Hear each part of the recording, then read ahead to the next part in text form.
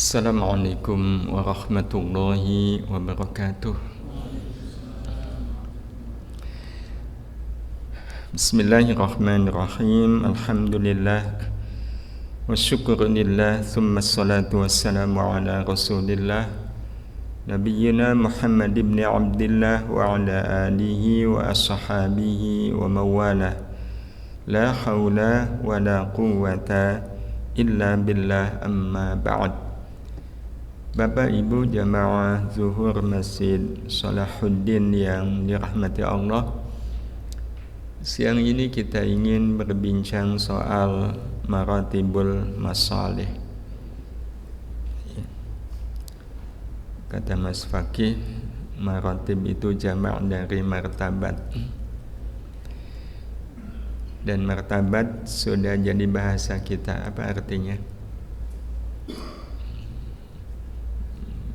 Beda martabat dengan sama martabak ya. Martabat ya, sering kita dengar, ini urusan martabat nih ya. Secara bahasa artinya tingkatan ya. Masalih itu juga bentuk jamak dari maslahah. Ini juga sudah jadi bahasa kita. Jadi kata-kata dalam bahasa Indonesia itu banyak sekali yang disumbang dari bahasa Arab, serapan dari bahasa Arab. Masalih jamak dari maslahat, dan maslahat artinya adalah kebaikan. Sehingga maratibul masalih artinya adalah tingkatan kebaikan. Jadi ternyata kebaikan itu bertingkat-tingkat. Nah, kita ingin sejenak memahami soal maratibul masalih ini ya. Kadang orang menyebutnya dengan istilah maratibul amal ya, tingkatan amal ya. Kalau disebut amal kan pasti arahnya adalah kepada kebaikan. Soal maratibul amal akhirnya menjadi pilihan ya. Tapi logikanya kalau ada amal yang lebih baik, kenapa memilih yang kurang baik ya, atau yang baiknya biasa? Disebutkan di banyak Quran sebenarnya, maksudnya di banyak ayat di dalam Quran ya, akan adanya maratibul amal yang kelak nanti ini menjadi ujian tersendiri bagi kita ya, ujian iman ya, ujian iman ya. Sejauh mana iman ini mendorong kita untuk memilih yang tingkatan kebaikannya lebih tinggi. Contoh yang disebutkan oleh Allah tentang maratibul masalih atau maratibul amal ada di surat Ali Imran ayat 134 ya. Ketika Allah menyebut sifat orang-orang yang bertakwa yang akan dijanjikan surga yang luasnya seluas langit dan bumi. Nah, orang yang bertakwa, kata Allah di ayat ke-134 ya, disebutkan wal kadhiminal ghaidha, orang yang menahan marah ya, orang yang menahan marah. Ini pada kasus kita semisal dihina orang.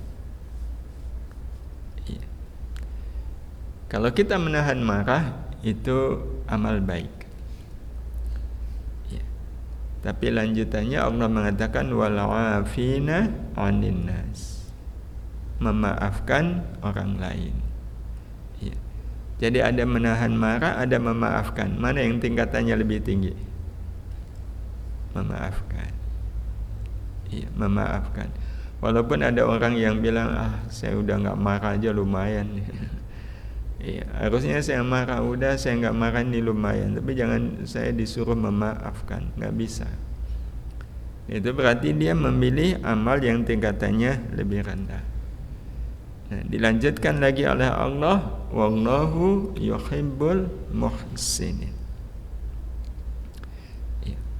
Allah itu menyukai orang-orang yang berbuat baik ya, terutama kalau berbuat baik kepada orang yang tidak baik. Ini kan sebenarnya latar belakangnya sama yakni ada orang yang berbuat salah kepada kita. Allah menyebut akan adanya 3 amal: menahan marah, memaafkan, atau yang ketiga membalas keburukan orang dengan kebaikan. Dan Allah sangat suka kepada orang-orang yang berbuat ihsan seperti ini. Bapak Ibu, kalaulah ini menunjukkan peringkat amal, kira-kira kita pilih yang mana kalau ada orang yang berbuat salah ke kita? Nah, itu pada akhirnya nanti menunjukkan tingkatan iman, sekaligus juga sebenarnya tingkat kejujuran kita di dalam iman. Nah, marah itu baik, tapi kan memaafkan itu lebih baik, membalas keburukan orang dengan kebaikan itu juga lebih baik. Hadirin hadirah yang dirahmati Allah, satu hal yang sebenarnya sering kita jumpai, peluang untuk bisa mendapatkan kebaikan itu Allah Subhanahu wa taala hadirkan lewat takdir. Ya. Jadi takdir itu mungkin kita sudah sama-sama merasakan ya, adalah ketentuan Allah Subhanahu wa taala untuk kita yang membuat kita punya kesempatan untuk melakukan amal kebaikan. Contohnya mengamalkan ayat kebaikan yang Allah Subhanahu wa taala sebutkan di ayat ini. Ya.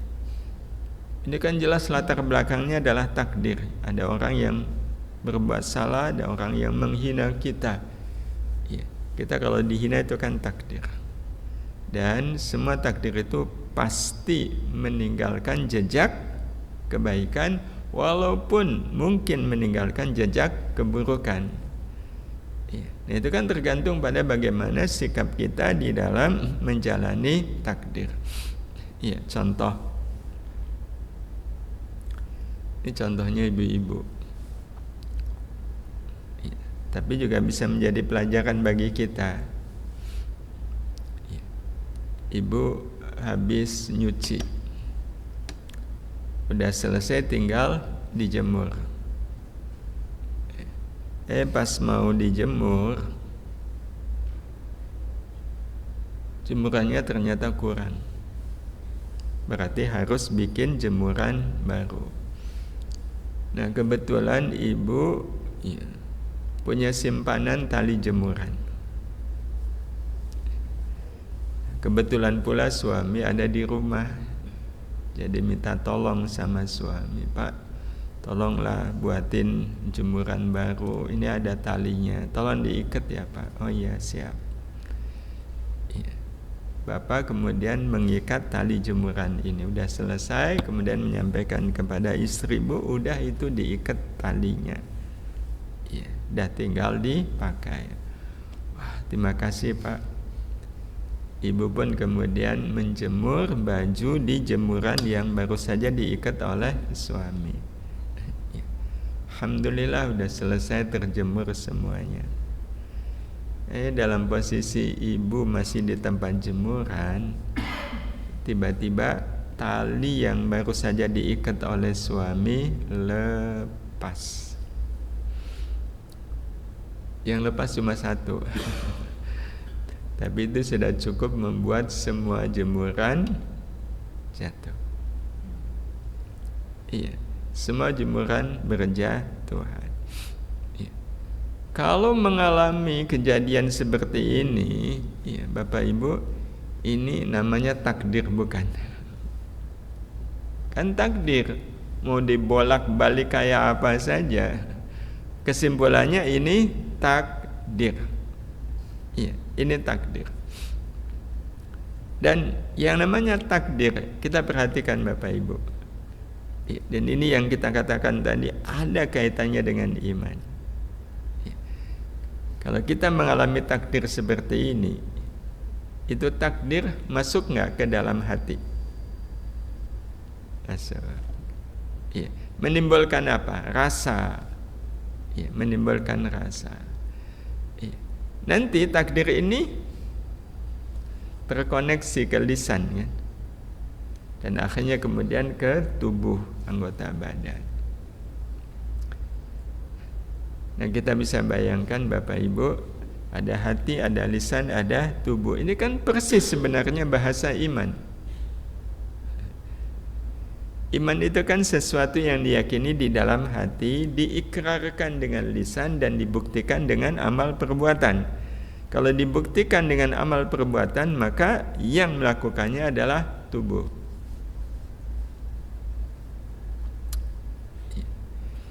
Jadi kita mengerti betul tentang iman. Itu sebenarnya lewat takdir. Karena iman itu kan percaya kepada hal yang gaib. Nah, di antara 6 rukun iman, mana perkara gaib yang bisa kita buktikan? Yang bisa nampakkan, arti gaib itu tidak bisa diindra. Maka di antara 6 rukun iman itu hampir semuanya nggak bisa diindra. Iman kepada Allah, iman kepada malaikat. Pernah ngelihat malaikat? Tadi pagi saya perjalanan ke kantor, saya ketemu malaikat Jibril. Iya, kepada Rasul, kitab, termasuk pada kiamat, itu hal yang gaib. Tapi kalau kita perhatikan, iman kepada takdir itu tidak gaib. Kenapa? Karena takdirnya nyata. Sebenarnya hampir sama nanti dengan Al-Quran. Al-Quran gaibnya sudah ada wujudnya, mushaf. Sehingga mudah atau sulit iman kepada Quran, iman kepada takdir? Mudah. Tapi ini yang nanti akan kita lihat sekaligus menjadi cermin orang kalau belum selesai urusan iman kepada takdir, berarti urusan iman kepada selain takdir juga belum selesai. Tapi kalau kita sudah selesai urusan takdir, sudah selesai, maka insya Allah iman kita kepada yang lain pun akan selesai. Nah, takdir itu pasti ada urusannya dengan hati, lisan, dan tubuh. Pada kasus ini, takdir jemuran roboh itu masuk ke hati enggak? Masuk, menimbulkan rasa. Kira-kira rasa yang timbul apa, Bapak Ibu? Tentu kalau ini kan takdir yang objeknya adalah ibu. Kira-kira lapang atau kesal? Kesal. Jadi reaksi hatinya adalah kesal.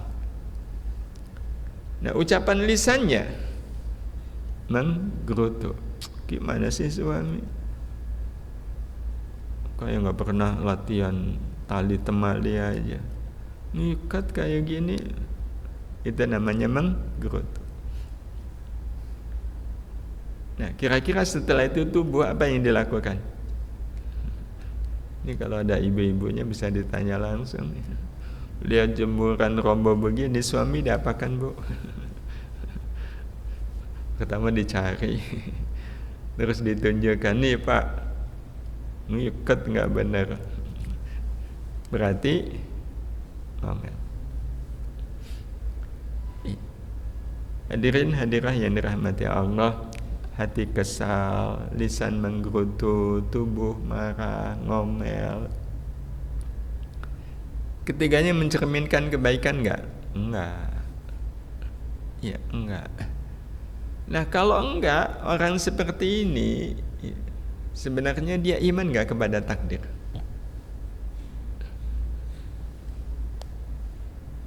Hatinya kesal, lisannya menggerutu, tubuhnya ngomel. Itu kan sebenarnya mencerminkan dia tidak iman kepada takdir. Ya, karena sudah tahu buruk tapi dilakukan.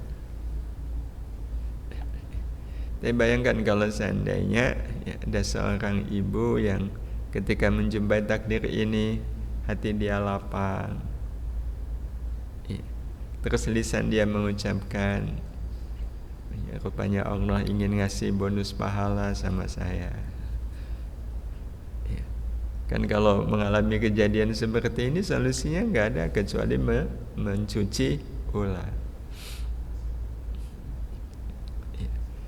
Dan kemudian sengaja suami nggak dikasih tahu. Kenapa nggak dikasih tahu?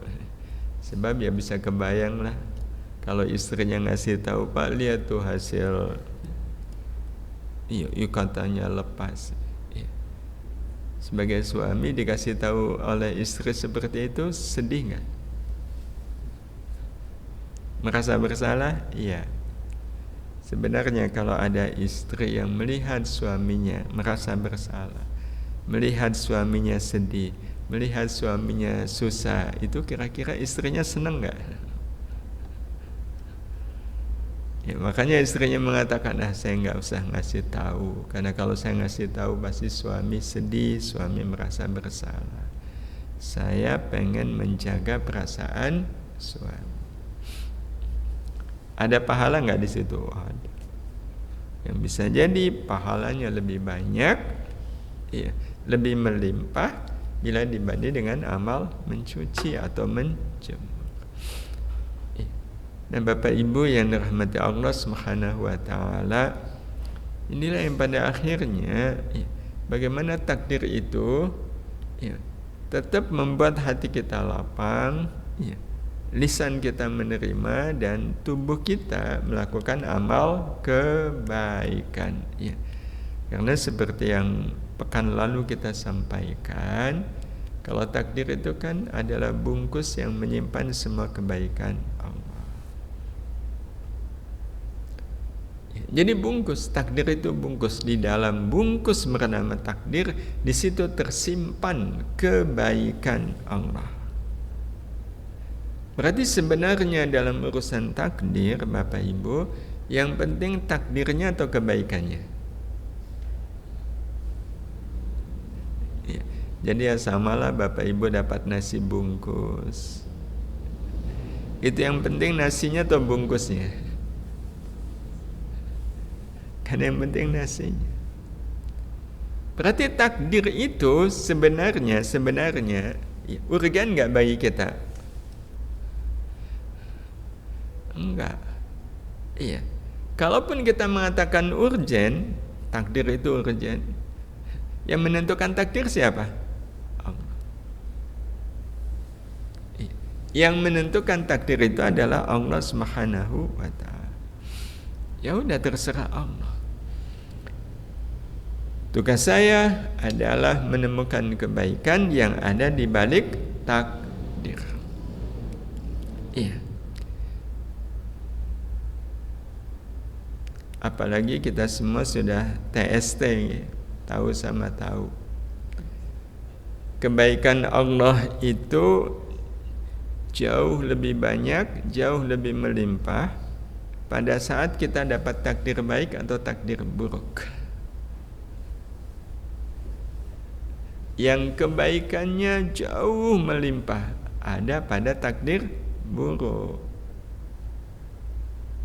Jadi di dalam takdir buruk ada kebaikan Allah yang jauh lebih melimpah bila dibanding dengan kebaikan yang Allah berikan kepada kita lewat takdir baik.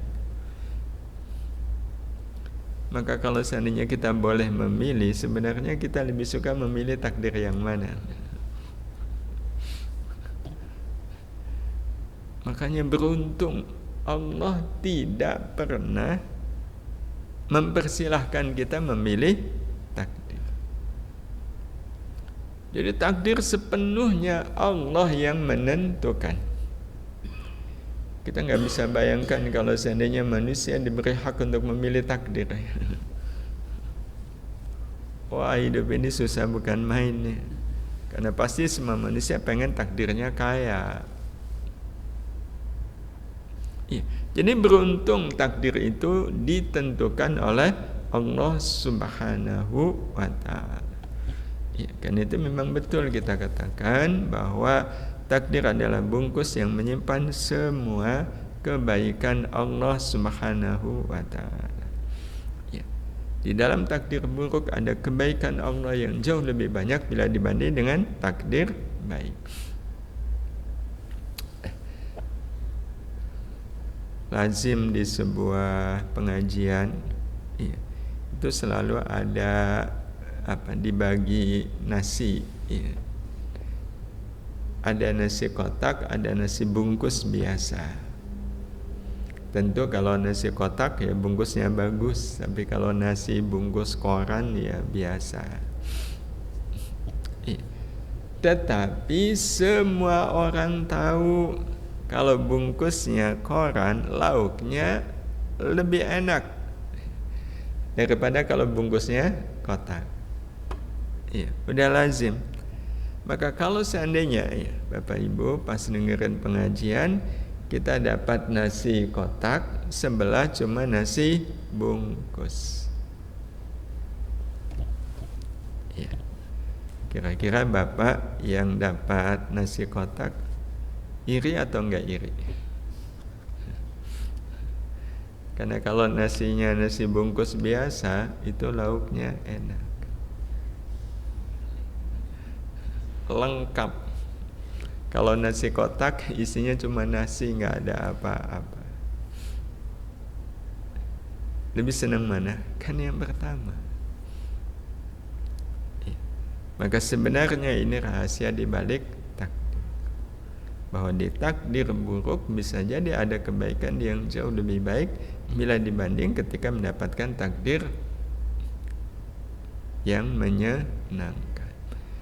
Nah, hadirin hadirah yang dirahmati Allah Subhanahu wa taala, inilah yang kalau kemudian akhirnya ini akhirnya Bapak Ibu, kita betul-betul melihat skema takdir seperti ini, maka selama hidup di dunia ini yang harusnya iri itu yang senang kepada yang susah atau yang susah kepada yang senang.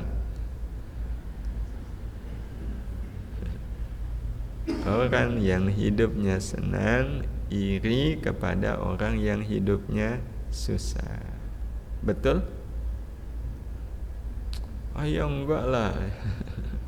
Yang iri ya pasti yang susah. Jawabannya enggak. Kita tetap mengatakan bahwa yang senang itu pasti iri kepada yang hidupnya susah. Kok bisa? Bapak Ibu yang dirahmati Allah Subhanahu wa taala, karena memang kalau orang takdirnya susah, di situ ada kebaikan Allah yang jauh lebih melimpah. Makanya kenapa membalas keburukan orang dengan kebaikan itu pahalanya lebih besar daripada hanya sekedar memaafkan atau sekedar tidak marah atau menahan marah. Ada satu lagi Bapak Ibu ayat yang menunjukkan bahwa maratibul a'mal itu ada. Disebutkan oleh Allah Subhanahu wa taala di surat Az-Zumar ayat 17-18. Fabashshir ibadi, sampaikanlah berita gembira ibadi kepada hamba-hambaku. Hai Muhammad, sampaikan berita gembira kepada hamba-hambaku. Siapa yang dimaksud dengan hamba-hambaku di sini? Kata Allah, alladzina yastami'una al-qawla. Yani orang-orang yang mendengarkan ucapan baik, fayattabi'una ahsana, lalu mengikuti yang lebih atau paling baik. Sampaikanlah berita gembira kepada hamba-hambaku yang selalu mendengar perkataan, dan ini jelas perkataan yang baik, lalu mengikuti yang lebih baik atau paling baik. Jadi kalau kita mendengarkan, ada mendengarkan yang nilainya lebih tinggi. Ada. Jadi kalau kita tetap mendengarkan, itu nilai mendengarkan yang kedua menjadi lebih tinggi.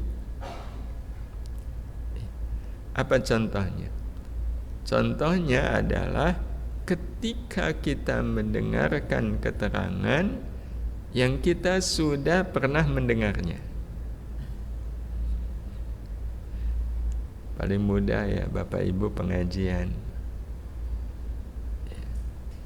Ustadznya Ustadz A, temanya tentang B. Alhamdulillah saya bisa ngaji dengan tema B yang disampaikan oleh Ustadz A. Pas besoknya datang lagi ke pengajian yang lain, ternyata ketemunya Ustadz A dan nyampainya juga tentang B. Berarti ini mengulangi. Iya, ini mengulangi. Nah, Bapak Ibu yang rahmati Allah, ketika kita mengulangi seperti itu tingkatan amalnya lebih tinggi bila dibanding dengan kita baru sekali mendengarkan. Jadi mengulang pengajian itu bagus kan? Bagus. Kita akan mendapatkan kebaikan dari Allah Subhanahu wa ta'ala. Ada nggak yang lebih bagus lagi? Ada. Ya, apa itu? Kalau kita mendengarkan perkataan yang baik, mendengarkan perkataan yang baik, tapi dari orang yang tidak baik, dari orang yang tidak baik, itu nilai amal baiknya menjadi semakin tinggi, semakin bernilai. Nilai yang dimaksudkan dengan perkataan Allah Subhanahu wa ta'ala, fabashshir ibadi alladzina yattabi'una al-qawla alladzina yastami'una al-qawla fayattabi'una ahsana. Ada lagi yang lebih tinggi tingkatannya Bapak Ibu. Apa itu? Mendengarkan pengajian dari orang yang tidak disukai. Wah, itu sudah pahalanya sangat besar. Pahalanya amat sangat melimpah. Kalau kita mau mendengarkan pengajian dari orang yang tidak kita sukai. Sekali lagi ini menunjukkan betapa kebaikan itu punya level, punya tingkatan. Sehingga orang-orang yang memahami tentang semuanya ini amat sangat peduli untuk meningkatkan kualitas amal dirinya. Nah, kualitas amal inilah yang menyebabkan kita Bapak Ibu ketika beramal itu sepenuhnya urusannya adalah antara saya dengan Allah. Antara saya dengan Allah. Dan lagi-lagi ini babnya bab iman. Jadi kalau orang sudah selesai soal takdir, maka insya Allah dia akan selesai di dalam urusan-urusan yang lain. Tapi kalau orang belum selesai dengan takdir, dia tidak akan selesai dalam urusan-urusan yang lain. Jadi takdir itu adalah kesempatan yang Allah berikan kepada kita agar kita bisa melakukan amal-amal kebaikan, dan kebaikan yang Allah karuniakan lewat takdir itu bisa bertingkat-tingkat. Mudah-mudahan kita selalu mendapatkan tingkatan yang lebih tinggi dengan Allah memberikan kekuatan kepada kita untuk selalu memilih amal-amal yang terbaik, amal-amal yang lebih baik. Hadan ya Allah wa iyyakum. Ada tanggapan Bapak Ibu?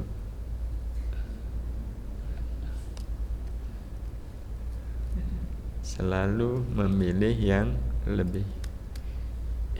Jadi kalau ada orang yang ucapannya tidak baik, tidak kita sukai, tidak kita sukai. Tapi kalau kita mau mendengarkan itu luar biasa. Apalagi kalau seandainya termasuk Bapak Ibu, kita mendengarkan pengajian yang kita nggak paham. Sia-sia nggak? Nah, kenapa? Karena kalau berdasarkan ayat ini yang dilihat oleh Allah adalah kemauan kita untuk mau mendengar al-qaula. Allah tidak menyebut apakah kita faham atau tidak faham. Jadi bisa jadi kita mendengarkan pengajian, ternyata yang menyampaikan pakai bahasa Jawa, Jawanya kromo super inggil. Saya bukan orang Jawa, saya orang Sunda. Kalau dikit-dikit paham lah, tapi kalau halus begini, Ya, kalau sudah halus kan jangankan orang Sunda, orang Sumatera, orang Jawa juga belum tentu paham. Tapi kita bergeming di situ, tetap mendengarkan, nilai kita mendengarkan pengajian bisa jadi lebih tinggi daripada yang paham. Bapak Ibu masih suka mendengarkan Al-Quran? Masih paham nggak? Nggak paham. Berarti sia-sia? Enggak. Justru ketika kita nggak paham, tidak ngerti, masih bodoh ya, tentang bahasa Al-Quran, kok kita tetap mau mendengarkan, itu kan nilainya amat sangat tinggi. Wong nggak paham kok masih mau mendengarkan ya. Jadi ini salah satu contoh kebodohan yang berkah. Maka mumpung masih bodoh, manfaatkan sebaik-baiknya dengan cara kalau ada orang baca Quran, dengarkan dengan baik. Modalnya mendengarkan aja. Itu bisa jadi pahala kita mendengarkan Al-Quran. Walaupun kita tidak faham, ya Allah limpahkan pahala yang amat sangat banyak ya. Sebagaimana yang dijanjikan oleh Allah di surat Al-A'raf ayat 204, wa idza quri'al qur'anu fastami'u lahu wa ansitu la'allakum turhamun. Apabila dibacakan Quran, maka dengarkanlah dan perhatikanlah ya, mendengarkan dan memperhatikan adalah bentuk dari kita ingin mendapatkan tingkatan yang lebih tinggi ya, tingkatan yang lebih tinggi. Apalagi kalau sudah mendengarkan Al-Quran dari orang yang suaranya nggak enak dan ya, dia orang yang nggak saya sukai, wah itu sudah pahalanya jauh lebih melimpah. Ini sekaligus ya, memberikan penguatan kepada kita bahwa memang takdir itu jangan hanya dilihat dari halaman depan, tapi kita juga perlu melihat, membaca takdir dari halaman belakang.